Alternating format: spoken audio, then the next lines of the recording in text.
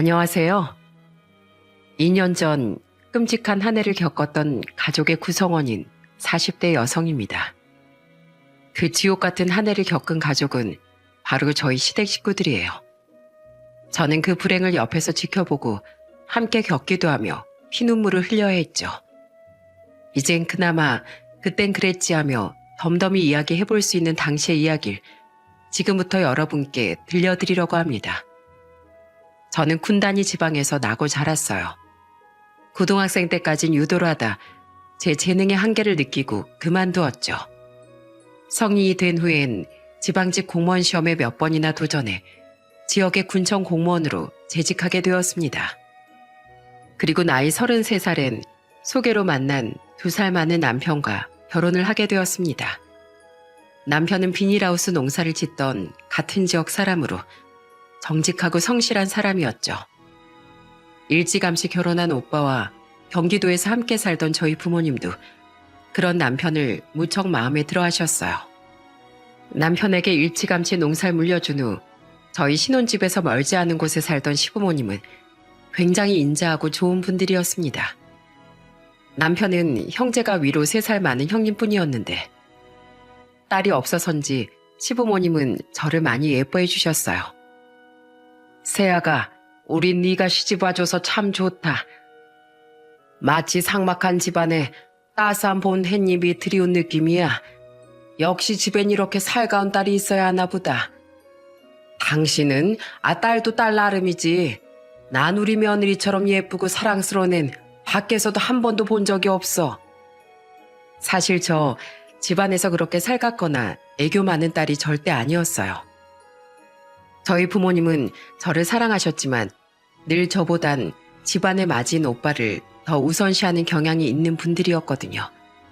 그렇다 보니 조금의 불만을 품은 채 살아왔었는데 시집을 와보니 누구보다 절 가장 예뻐하는 시부모님을 만나게 된 겁니다. 그러니 저도 더 예쁘게 보이고 싶고 잘해드리고 싶은 마음에 좋은 모습을 보일 수 있었던 거죠. 재수씨, 이건 별건 아니고요. 친구 따라 백화점 갔다가 요새 젊은 여성분들에게 인기 많은 향수라길래 하나 사와봤어요. 별로 비싼 건 아니니까 부담 갖지 마세요. 감사해요, 아주버님. 자꾸 서울에서 내려올 때마다 선물을 사다 주시니 제가 죄송해서 어떡하죠? 아니에요. 오히려 제가 서울에 있어서 부모님 자주 못 찾아뵙는 게 죄송했는데 재수 씨가 저희 부모님 많이 찾아뵙고 챙겨주시니까 제가 너무 감사하죠. 늘 고마워요, 재수 씨. 시숙님은 혼자 서울에 살며 대기업에 재직하고 있었습니다. 서울에서 이곳까진 차로 편도 4시간 가까이 걸리는 곳이라 시숙님은 자주 내려오지 못하셨어요. 그래도 자주 전화로 시부모님께 안부를 묻는 효자셨죠. 시숙님은 시댁에 내려올 때마다 시부모님 것과 함께 늘 제 선물도 잊지 않고 사다 주시더군요. 능력 있고 다정한 시숙님은 아직 짝을 만나지 못했다며 제가 시집 오고 나서도 한참 동안 결혼을 하지 않으셨습니다. 어디 내놔도 빠질 것 없는 시숙님이 부디 좋은 분을 만나길 저도 남편과 시부모님도 늘 진심으로 바랬죠. 안녕하세요, 어머님, 아버님. 이애숙이라고 합니다. 비록 제가 용석 씨에 비하면 한참 모자란 사람이지만 좋은 아내, 좋은 며느리로서 살기 위해 노력할게요. 그런 시숙님은 제가 결혼한 지 6년 만인 나이 44살에 드디어 2살 어린 형님과 결혼하셨습니다. 형님과 시숙님은 시숙님이 당시 나가던 직장인 영어 스터디 모임에서 만났다고 했어요. 중소기업에 다니던 형님은 당시 수업 진도를 잘 따라가기 어려웠다고 했는데 스터디 모임 장이었던 시숙님이 그런 형님을 챙겨주다가 인연이 되었다고 했죠. 나중에 시숙님과 따로 술을 한잔하고 들어온 남편은 제게 이렇게 귀띔해 주더군요. 자기도 돈 내고 스터디에 참여한 거면서 늘 자기가 사람들한테 민폐 끼치는 것 같다고 미안해하던 형수님이 안타까워 보였대. 그래서 형수님은 챙겨주다가 늘 미안하고 고맙다고 형수님이 먼저 밥을 사고 싶다고 한 게 지금까지 이어진 거라네. 자기 능력이나 그런 것보단 사람 마음씨나 됨됨이가 훨씬 중요한 사람인데 만나다 보니까 형수님 인품이 너무 좋아 보였대. 남편의 말대로 시댁에 처음 인사 온 형님은 조신하고 여성스러운 성격이었습니다. 마치 참한 여자란 바로 형님 같은 사람을 두고 만들어진 말 같았어요. 오래도록 큰며느리감을 기다렸던 시부모님은 일찍이 부모님 두 분을 여의고 혼자 살았다던 형님을 많이 위하고 아껴주셨죠. 시원하세요, 어머님? 그래, 우리 큰며느리 어깨 주무르는 손맛이 일품이로구나. 평생 두 아들 키우시느라 얼마나 고생 많으셨어요. 이제 며느리인 제가 어머님께도 그리고 아버님께도 평생 효도하면서 살게요. 아버님, 다음엔 아버님 차례니까 기다리세요. 형님 또한 시댁에 내려올 때마다 그런 시부모님께 굉장히 잘하더군요. 천방지축 어린 아들을 키우느라 전보다 시부모님께 잘해드리지 못해 죄송했는데 그런 형님이 있으니 저도 참 든든하더라고요. 한편 형님은 결혼하자마자 임신 준비를 한다며 직장을 그만두었는데 좀처럼 임신이 되지 않아 많이 힘들어하는 모습을 보였습니다. 같은 며느리로서 마음이 아파 저는 그런 형님을 더 위하고 챙겨주려고 노력하기도 했죠. 그런데 시숙님이 결혼한 지 3년째 되던 해 시댁엔 엄청난 불행이 불어닥치기 시작했어요. 첫 번째 불행은 시아버지의 지병이었습니다. 평소 앓고 있던 지병이 급속도로 악화되며 시아버진 병원에 입원한 지 2주 만에 돌연 세상을 떠나시더군요. 여보, 제발 눈 좀 떠봐요. 이렇게 갑자기 가면 난 어떡하라고요. 갑작스러운 불행에 우린 모두 큰 슬픔에 잠겼습니다. 그런데 엎친 데 덮친 격으로 이번에 시어머니께서 위암 3기 판정을 받으신 거예요. 시아버지를 떠나보낸 후 시어머니의 건강이 괜히 염려된 남편과 전 시어머니께 종합건강검진을 시켜드렸는데 그 결과가 참담하기 그지없었던 거죠. 저는 남편과 함께 충격과 슬픔에 빠진 시어머니를 위로하며 흐느꼈습니다. 그리고 전화로 소식을 들은 시숙님은 한달음에 시댁으로 달려와 이렇게 말했어요. 어머니, 저랑 같이 서울로 올라가요. 제가 유명한 대학병원도 다 알아놨어요. 아버지도 안 계신데 이젠 서울에서 저희랑 같이 사세요. 저희가 어머니 모실게요. 그래요, 어머님. 이 사람 안 그래도 아버님 돌아가시고 어머니 모시고 살고 싶다고 계속 말했었어요. 어머님이 아버님하고 살던 그 집 떠나기 싫어하셔서 그동안 저희도 서방님네도 어머님을 못 모셨잖아요. 이젠 저희랑 같이 서울에서 살아요. 제가 잘 모실게요. 시숙님은 더 이상 고집 부리지 말고 자식 말도 좀 들어달라며 시어머니께 간청하시더군요. 저와 남편도 시어머니를 모시고 싶었지만 아무래도 치료받기엔 서울에 계신 시숙님 집이 훨씬 나을 테니 시숙님의 의견에 적극 찬성했죠. 감사하게도 형님 또한 시숙님을 도와 시어머니를 열심히 설득하더라고요. 그렇게 결국 시어머니는 집을 내놓고 서울의 시숙님 댁으로 합가하게 되었습니다. 그리고 서울에 있는 병원의 유명한 교수님께 빠른 수술을 받은 후 입원과 퇴원을 반복하며 항암 치료를 받기 시작하셨죠. 어머님, 기분은 좀 어떠세요? 몸 상태는 괜찮으세요? 괜찮다. 일하랴 애보랴 힘들 텐데 뭐하러 자꾸 날 보러 와. 다행히 수술은 성공적이었고 3기 중에서도 암세포가 주변 조직에 많이 퍼지지 않은 초기 상태라 그래도 희망적인 상황이었습니다. 남은 건 시어머니께서 힘든 항암을 잘 견뎌내 주시길 바라는 것뿐이었죠. 저는 아들을 데리고 남편과 함께 2주에 한 번은 시어머니를 찾아뵀는데 병원에서건 집에서건 시어머니를 살뜰히 챙기는 형님의 모습에 안도하면서도 깊은 감사함을 느꼈어요.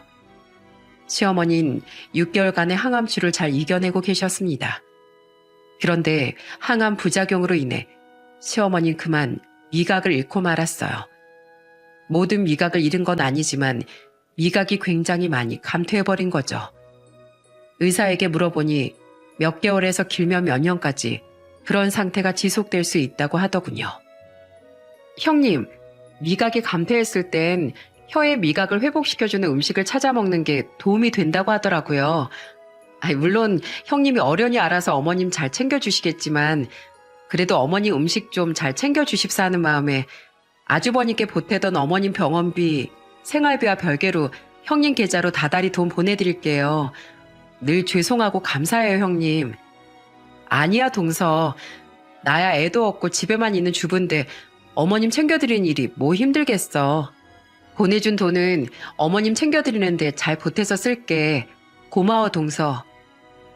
저도 종종 시어머니께 도움이 되는 음식을 사서 올라가긴 했지만 옆에 붙어 챙겨드릴 수가 없으니 걱정이 이만저만이 아니었습니다. 암 환자에게 제일 중요한 건 체력이라는데 미각과 함께 입맛까지 잃은 시어머니께서 음식을 잘 안 챙겨 드시진 않을까 해서요. 그래서 남편과 상의 후 늘 형님께 돈을 더 보내며 시어머니를 부탁드렸어요. 남편도 저도 늘 시어머니를 잘 챙겨주신 형님께 항상 감사한 마음이었죠. 일하는 자신 대신 시어머니를 살뜰히 보살펴주는 형님에게 시숙님 또한 매일같이 고맙다는 말을 아끼지 않으셨다고 하더군요. 그런데 시어머니 항암 치료가 끝나갈 무렵 이번에 세 번째 불행의 파도가 우리를 덮쳐왔습니다. 형님, 아주버님 어떠세요? 많이 다치셨어요? 지금 몇 시간째 수술 들어가 있어. 의사가 하는 말이 혹시 척수신경에 손상이 있으면 하반신 마비가 될 수도 있대. 이걸 어쩌면 좋아, 동서?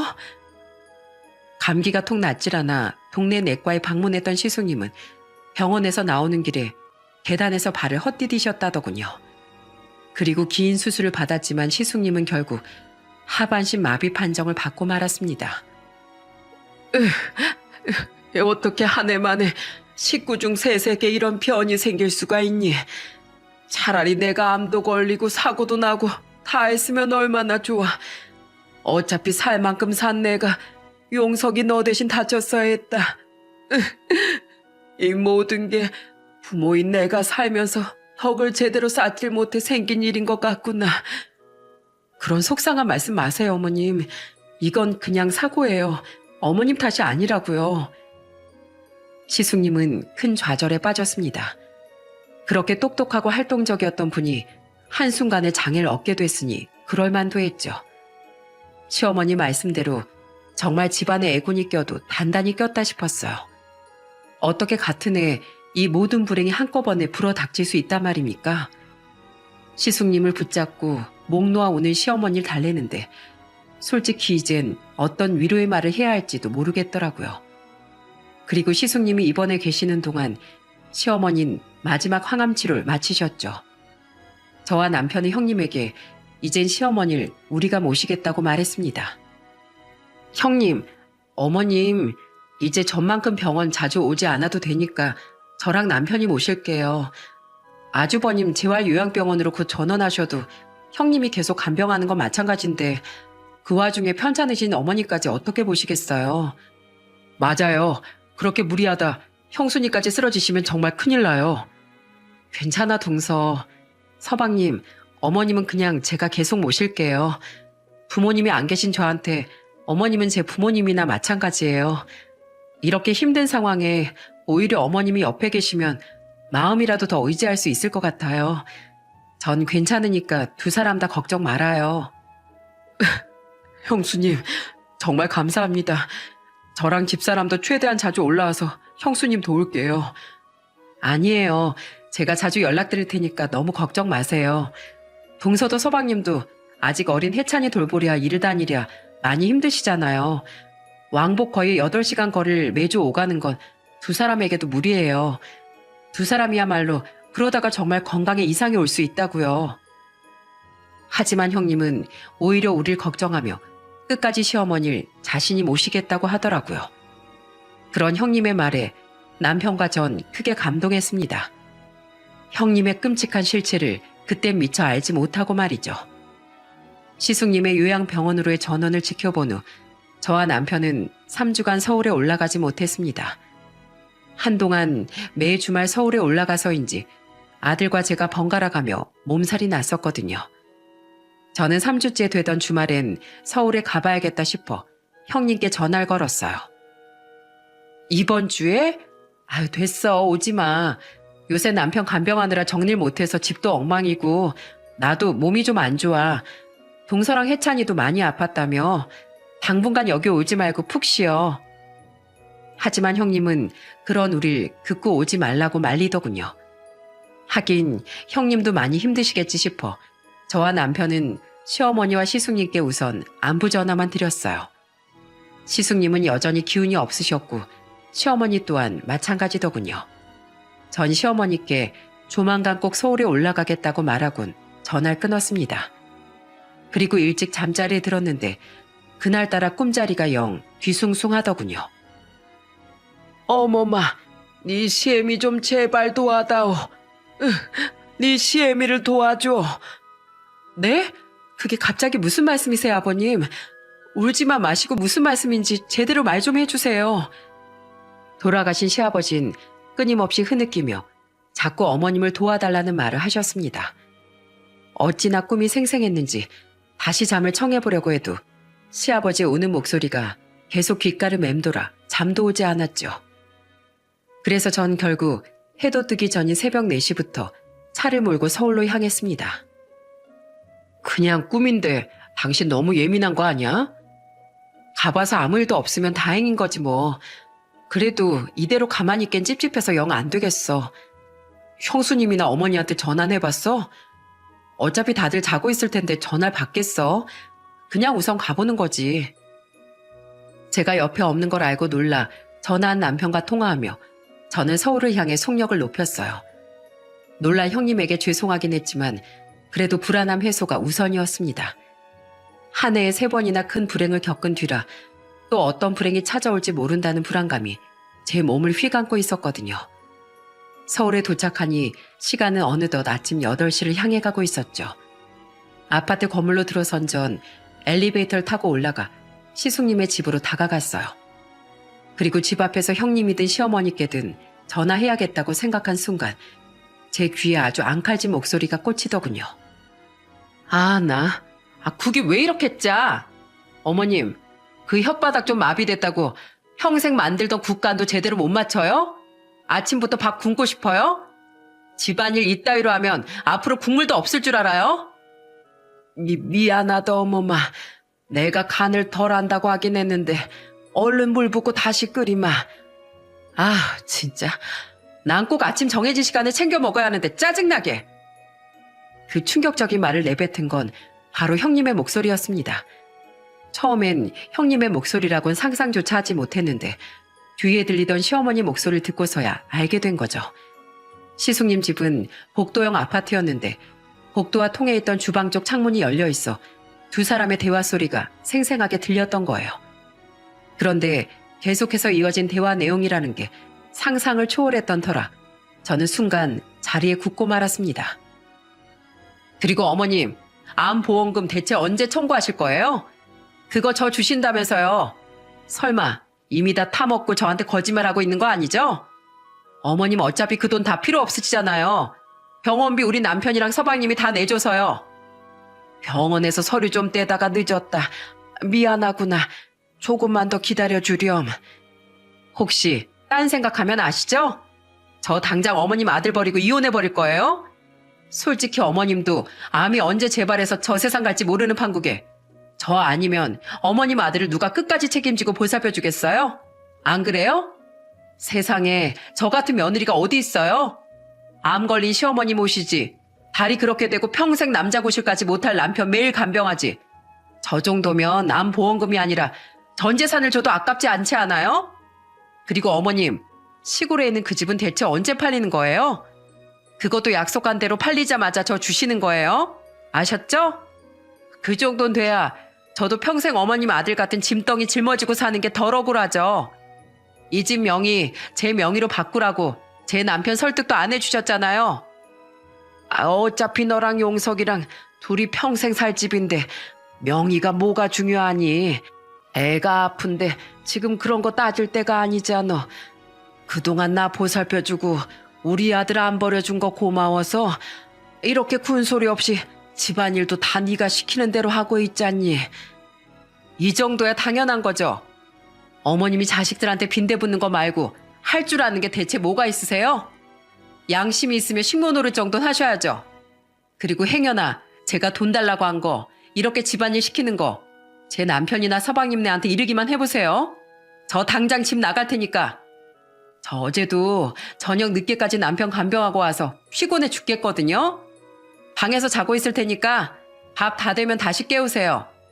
또 국 짜게 끓이기만 해봐요 어디. 하루 종일 굶겨버릴 테니까.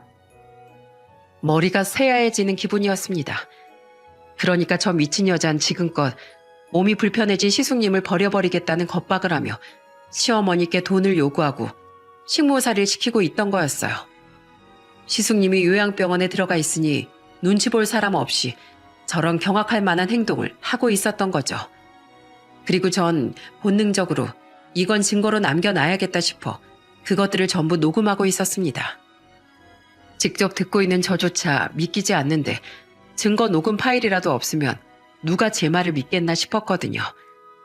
그리고 전 그 여자의 말이 끝나자마자 미친 듯이 초인종을 누르기 시작했습니다. 어머님, 저예요. 문 좀 열어주세요. 동서? 동서가 아침부터 여기는 어쩐 일이야? 문을 연 건 방으로 들어가다 말고 돌아서 나온 그 여자였습니다. 제가 모든 대화 내용을 들은 걸 아직 모르던 그 여잔 평소처럼 조신한 척 제게 웃어 보이더군요. 저는 그 여자를 밀치고 집에 들어가 시어머니의 상태부터 살폈습니다. 국자를 들고 있던 시어머니는 당황한 나머지 어쩔 줄을 모르시더라고요. 저는 그런 시어머니 손에서 국자를 빼서 싱크대에 던져버린 뒤 그 여자를 향해 마구 소리를 지르기 시작했습니다. 뭘 가식을 떨면서 쪼개고 있어요? 뭐라고? 연기할 필요 없어요. 저기 주방 창문 열려있는 거 보이죠? 나 밖에서 다 들었어요. 형님이 어머니한테 하던 말들 전부 다요. 뭐요? 암보험금에 시댁 판 돈을 달라고요? 안 그럼 아주버님을 버려버리겠다고?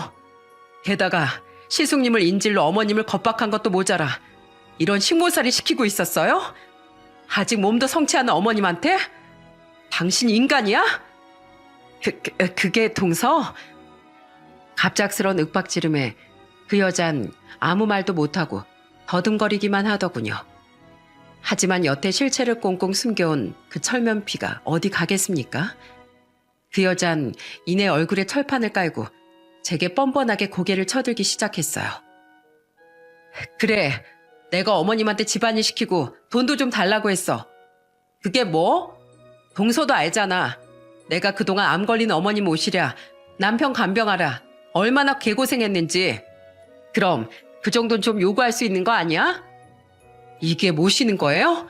암 환자인 어머니께 국이 짜네 밥을 굶기네 하면서 겁박하는 게 모시는 거냐고요. 그동안 나랑 우리 남편 고생한다 어쩐다 걱정하는 척하면서 사실은 이런 모습 안 들키려고 여태 우리 못 오겠던 거였네요.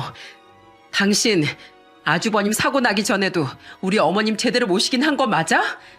내가 어머님 잘 부탁한다고 보냈던 돈으로 어머님한테 제대로 된 음식 한번 사드리긴 한 거냐고. 어차피 맛도 제대로 못 느끼는 노인네한테 사주기 뭘 사줘? 며느리가 홀씨 어머니 모시고 사는 것만으로도 얼마나 피곤한데 남편 눈치 보느라 싫다고 말도 못하고 내가 얼마나 짜증났는지 알아?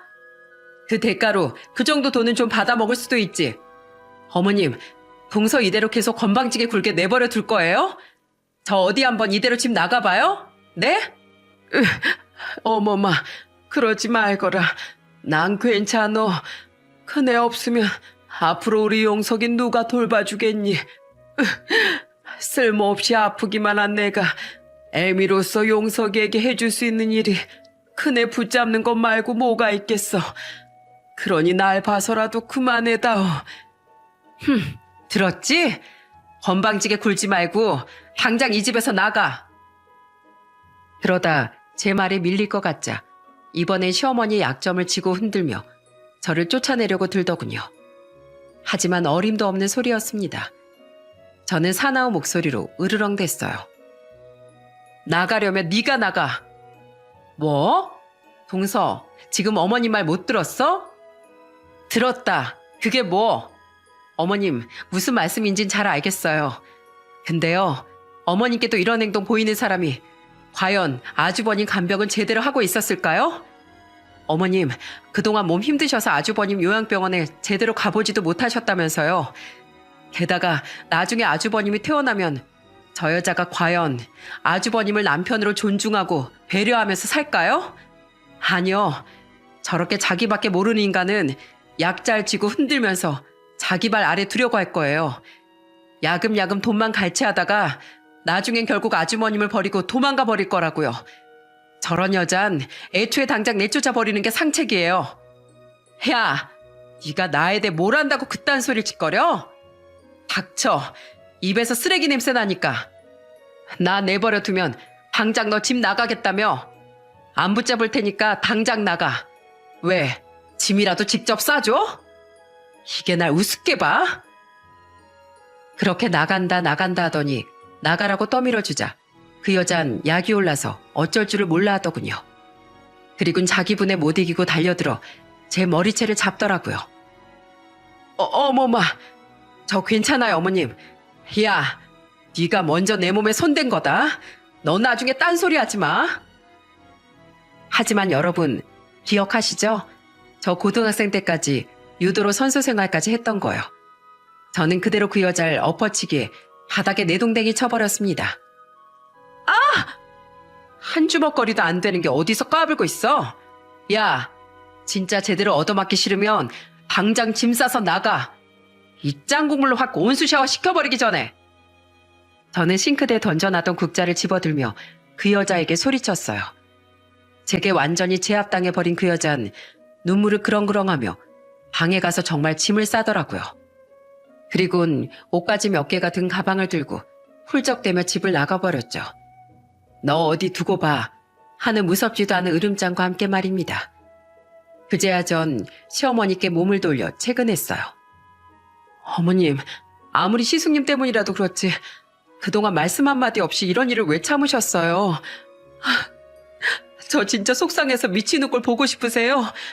어머님, 설마 아주버님 쓰러지시기 전에도 저 여자 어머니께 절했던 건 아니죠?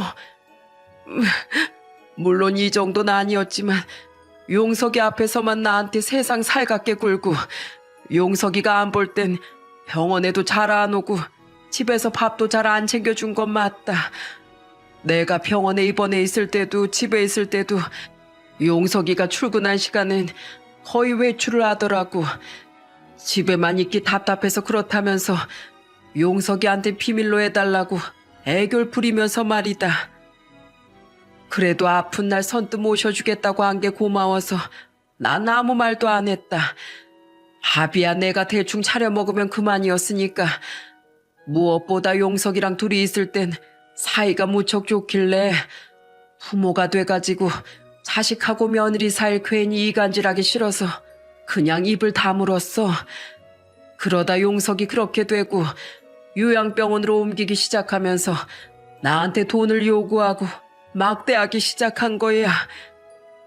시어머니는 자신이 참는 것만이 모든 걸 잃은 시숙님을 위한 길이라고 생각했다며 흐느끼셨습니다. 그런데 조금 전 제 말을 들어보니 자신이 질에 겁을 먹고 어리석은 판단을 했던 것 같다고 말씀하셨죠. 네 말이 맞다. 사지 멀쩡한 나에게도 저런 폐악을 부렸는데 나중에 우리 용석이에겐 오죽했겠니. 진즉에 너에게 말하고 도움을 구할 걸 그랬구나. 이런 바보 같은 시애미라 너한테 걱정만 끼쳐서 정말 미안하다. 아니에요 어머니. 제가 더 세심하게 어머님을 살폈어야 했는데 그러지 못해서 생긴 일이에요. 제가 더 죄송해요. 이젠 어머님이 괜찮다고 아무리 말씀하셔도 제가 어머님 지켜드릴 거예요. 저는 그런 시어머님을 끌어안고 울었습니다. 그동안 이런 상황을 전혀 몰랐던 제 자신에게 화가 났고 시어머니께 너무 죄송해서요. 그리고 전 시어머니를 잠시 집에 두고 홀로 시숙님의 병원에 찾아갔어요. 재수 씨가 이 아침부터 여긴 어떻게? 용민이는요? 저 혼자 왔어요. 저 아주버님 놀라지 말고 들으세요.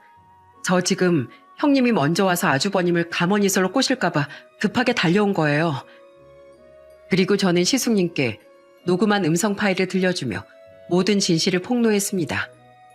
시숙님은 큰 충격을 받은 표정이더군요. 그리고 시숙님의 입에서 나온 말은 저를 더 큰 의심으로 밀어넣었죠. 이 여자가 매일 저를 간병하러 왔었다니 아니에요, 재수 씨. 집사람, 저는 여기 상주하는 공동 간병인에게 맡겨놓고 3, 4일에 한 번씩 잠깐씩만 얼굴 비추는 게 다였어요. 저희 어머니 간병하느라 바쁘다고요. 그럼 어머니도 제 간병도 안 하고, 아니, 어머니 수술 받고 항암 치료 받으실 때부터 대체 어딜 그렇게 싸돌아 다녔다는 거죠? 설마 이 사람 바람 피우고 있던 거 아니에요? 거기까지 생각이 미친 시숙님은 배신감으로 얼룩진 표정을 한 채 그 여자에게 전화를 걸었습니다. 그리곤 전화를 받은 그 여자에게 울먹거리며 소리치셨어요. 당신, 나 방금 재수 씨한테 다 들었어. 당신이 어떻게 몸도 성치 않은 우리 어머니한테 그런 짓을 할 수가 있어.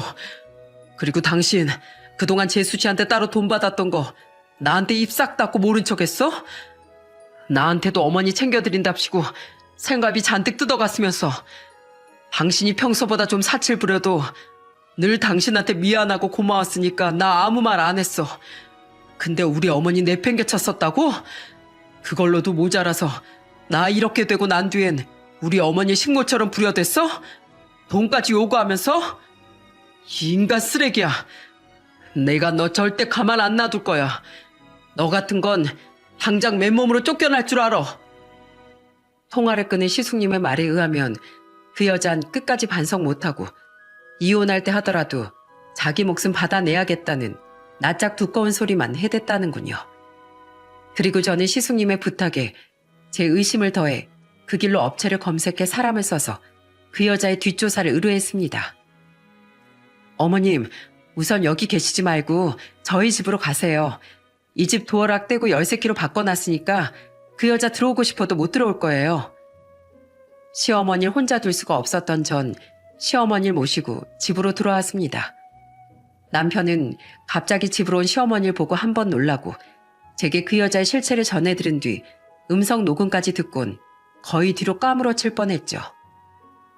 돌아가신 아버지가 진짜로 당신 꿈에 나타나서 어머니를 도와주신 건가? 그 여자 진짜 미친 거 아니야? 어떻게 사람의 탈을 쓰고 그런 짓을 해? 몸 불편해진 자식 걱정하는 부모 마음을 약점 잡아서 어떻게 그런 짓을 할 수 있냐고. 어머니, 그동안 까맣게 몰라서 어머니가 그런 일을 겪게 만들어서 정말 죄송해요. 전 아들 자격도 없어요. 아니다. 내가 밀어내서 그런 일을 당한 걸 왜 네가 미안해하니? 나야말로 미안하다.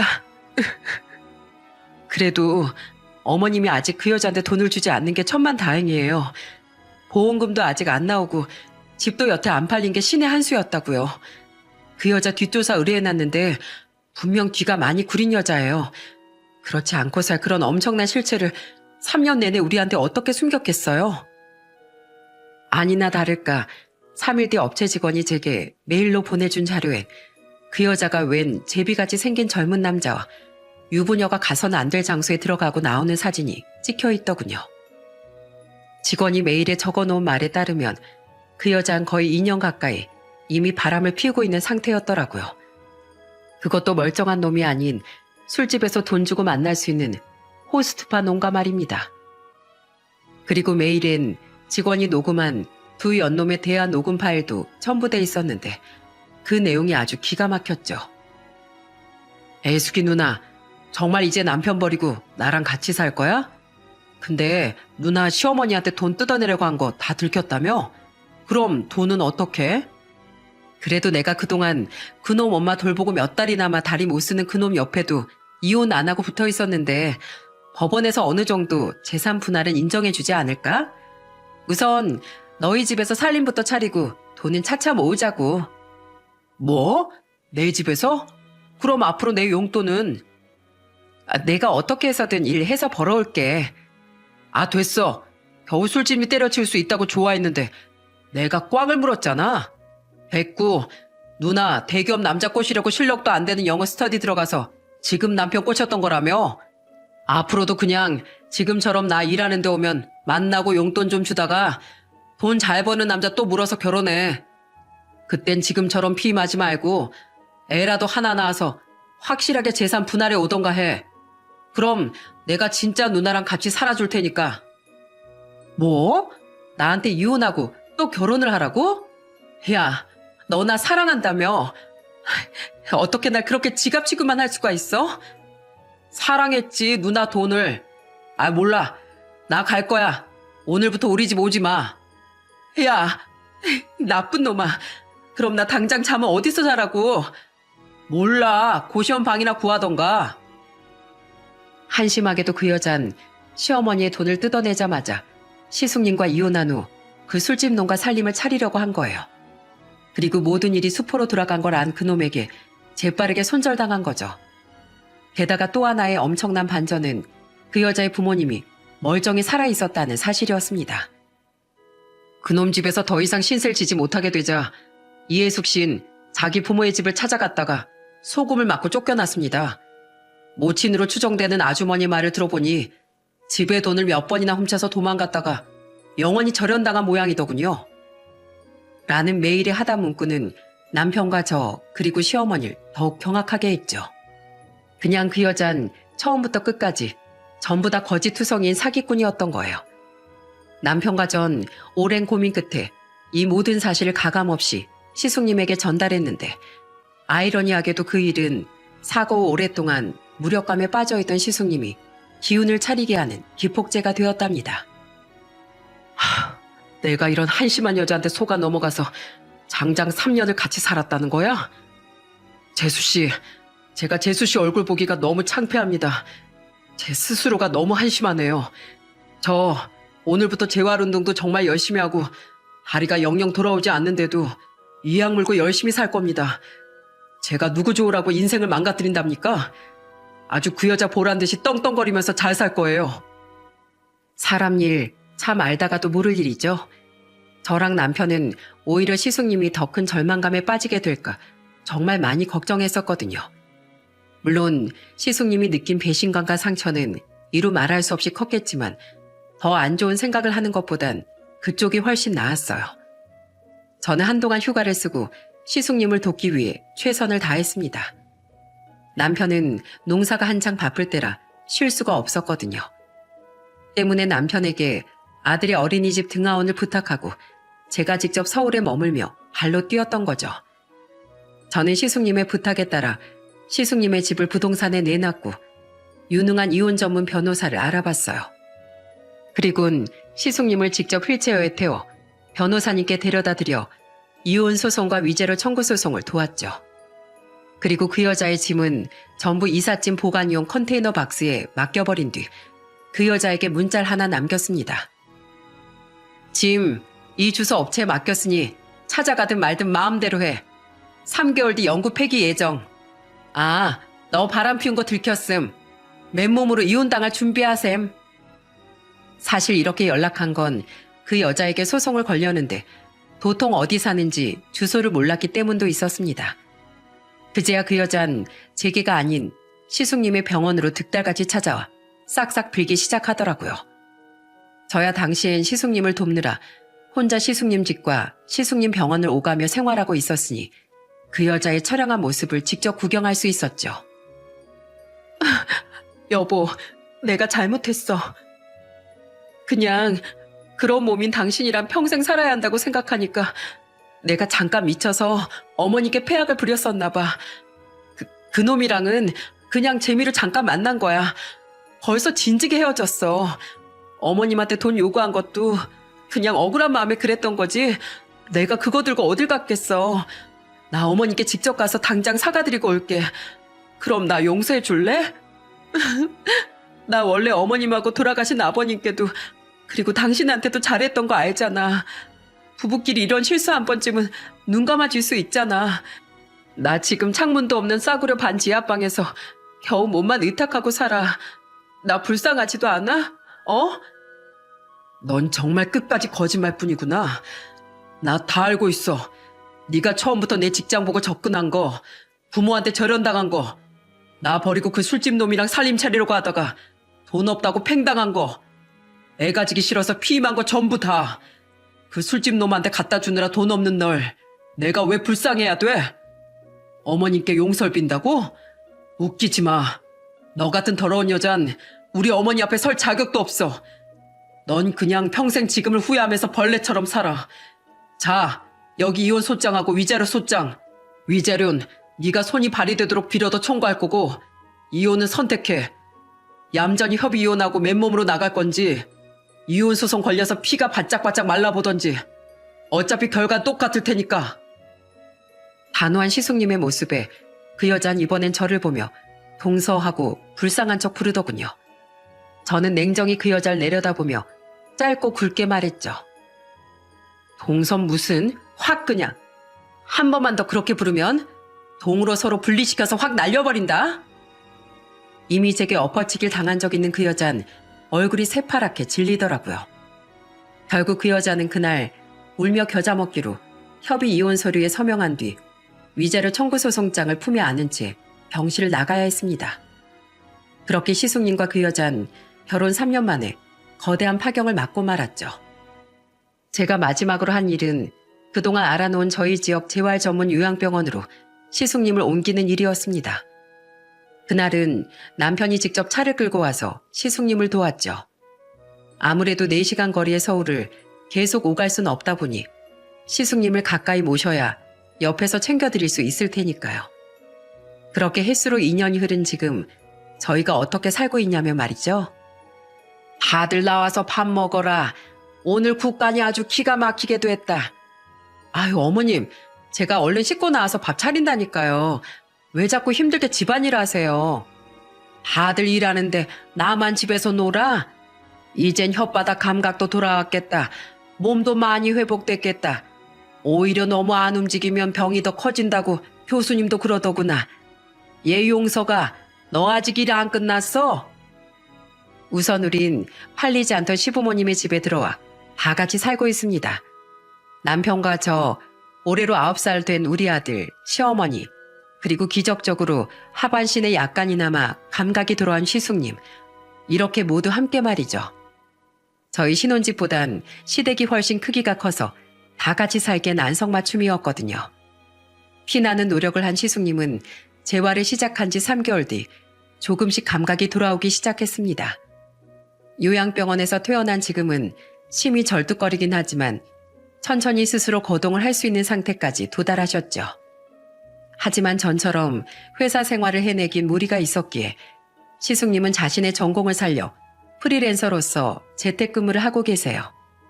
워낙에 능력이 있으시니 벌이도 쏠쏠해 요즘엔 제 벌이를 훨씬 웃도는 금액을 매달 벌고 계신답니다. 그리고 시어머니께선 다행히 여태껏 재발 없이 날이 갈수록 건강을 되찾고 계세요. 항암 부작용이던 미각 장애도 회복되어 원래 음식 솜씨를 현란히 발휘하고 계시죠. 저와 남편이 시어머니께 제발 집안일에 손 좀 대시라고 부탁하는데 통 들어주질 않으시더라고요. 그래서 저와 남편은 주말만이라도 모든 집안일을 도맡아 하고 있습니다. 큰아빠, 나 이거 로봇 조립해주세요.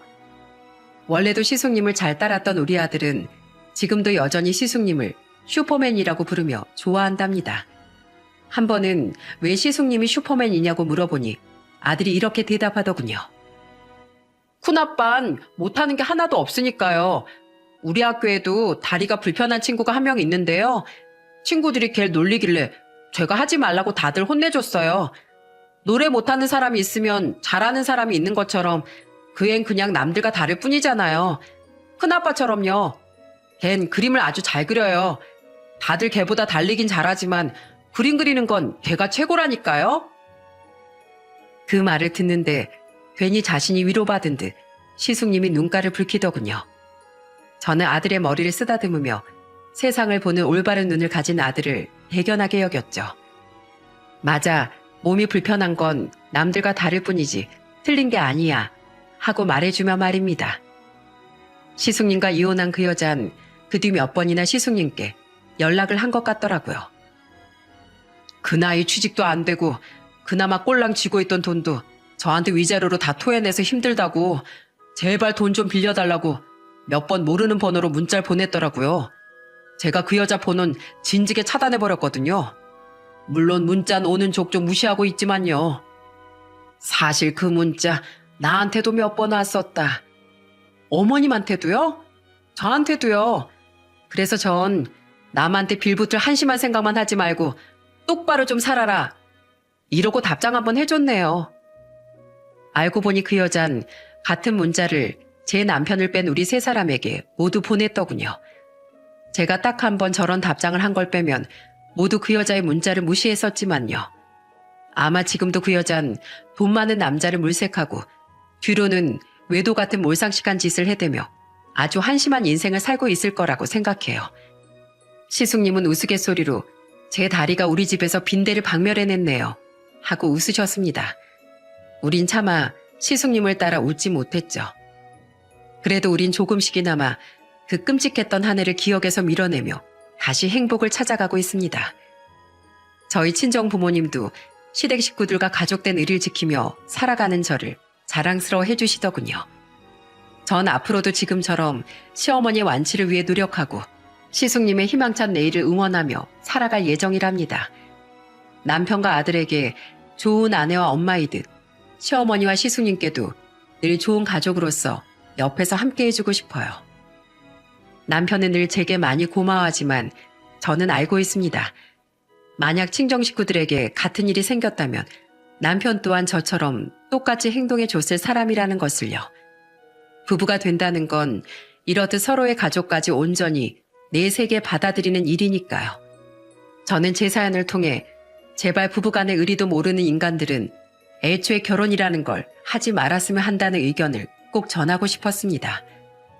돈이나 집안 배경 등 계산적인 환경 충분히 볼 수 있다고 생각해요.